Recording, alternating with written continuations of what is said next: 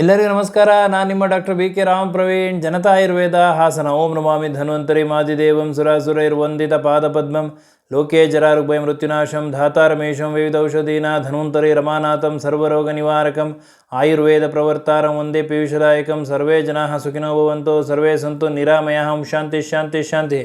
ವೀಕ್ಷಕರೇ, ಯಾವುದೇ ರೀತಿಯ ಅಸಿಡಿಟಿ, ಎದೆ ಉರಿ, ಹುಳಿ ತೇಗ್ ಬರ್ತಕ್ಕಂಥ ಸಮಸ್ಯೆ ಇರ್ಬೋದು, ಗ್ಯಾಸ್ ಸಮಸ್ಯೆ ಇರ್ಬೋದು, ಹಾಗೂ ಶಾರ್ಟ್ನೆಸ್ ಆಫ್ ಬ್ರೀತ್, ಉಸಿರಾಟದ ಸಮಸ್ಯೆ ಇರ್ಬೋದು, ಈ ಥರ ಸಮಸ್ಯೆ ಇದ್ದ ಸಂದರ್ಭದಲ್ಲಿ ಒಂದು ಸಿಂಪಲ್ ಮನೆಮದ್ದು, 4 ರೀತಿಯ ಮನೆಮದ್ದು ಮಾಡ್ಕೊಳ್ಳೋದ್ರಿಂದ ಈ ಎಲ್ಲ ಸಮಸ್ಯೆಗಳು ದೂರ ಆಗ್ತದೆ.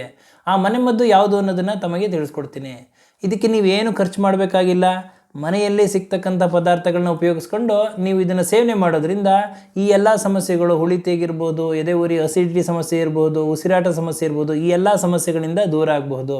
ಅದಕ್ಕೆ ಏನು ಮಾಡಬೇಕು ಅಂತಂದರೆ, ನೀವು ಪ್ರತಿದಿನ ರಾತ್ರಿ 1 ಲೋಟ ತಣ್ಣೀರಿಗೆ 1 ಚಮಚ ಧನಿಯಾ ಅಂತಂದರೆ ಕೊತ್ತಂಬರಿ ಬೀಜನ ನೆನೆ ಹಾಕಿ ಮಾರನೇ ದಿನ ಬೆಳಗ್ಗೆ ಎದ್ದು ಖಾಲಿ ಹೊಟ್ಟೆಯಲ್ಲಿ ಇದನ್ನು ಸೇವನೆ ಮಾಡೋದ್ರಿಂದ ಈ ಎಲ್ಲ ಸಮಸ್ಯೆಗಳು, ಅಸಿಡಿಟಿ, ಗ್ಯಾಸ್ ಸಮಸ್ಯೆ, ಎಲ್ಲ ಸಮಸ್ಯೆಗಳು ನಿವಾರಣೆ ಆಗ್ತದೆ.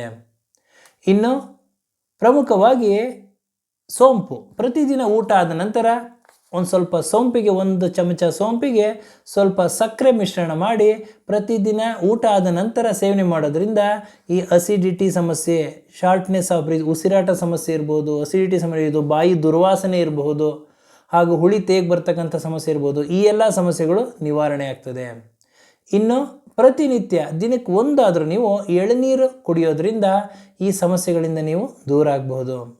ಹಾಗೂ ಗುಲ್ಕನ್, ಪ್ರತಿದಿನ 1 ಲೋಟ ಹಾಲಿಗೆ 1 ಚಮಚ ಗುಲ್ಕನ್ನ ಚೆನ್ನಾಗಿ ಮಿಶ್ರಣ ಮಾಡಿ ಈ ಗುಲ್ಕನ್ ಮಿಶ್ರಿತ ಹಾಲನ್ನು ನೀವು ಕುಡಿಯೋದ್ರಿಂದ ಈ ಎಲ್ಲ ಸಮಸ್ಯೆಗಳು, ಅಸಿಡಿಟಿ, ಗ್ಯಾಸ್ ಸಮಸ್ಯೆ, ಹಾಗೂ ಅಮ್ಲಪಿತ್ತ, ಹುಳಿ ತೇಗ್ ಬರ್ತಕ್ಕಂಥದ್ದು, ಶಾರ್ಟ್ನೆಸ್ ಆಫ್ ಬ್ರೀತ್ ಅಂದರೆ ಉಸಿರಾಟ ಸಮಸ್ಯೆ, ಈ ಎಲ್ಲ ಸಮಸ್ಯೆಗಳು ನಿವಾರಣೆ ಆಗ್ತದೆ.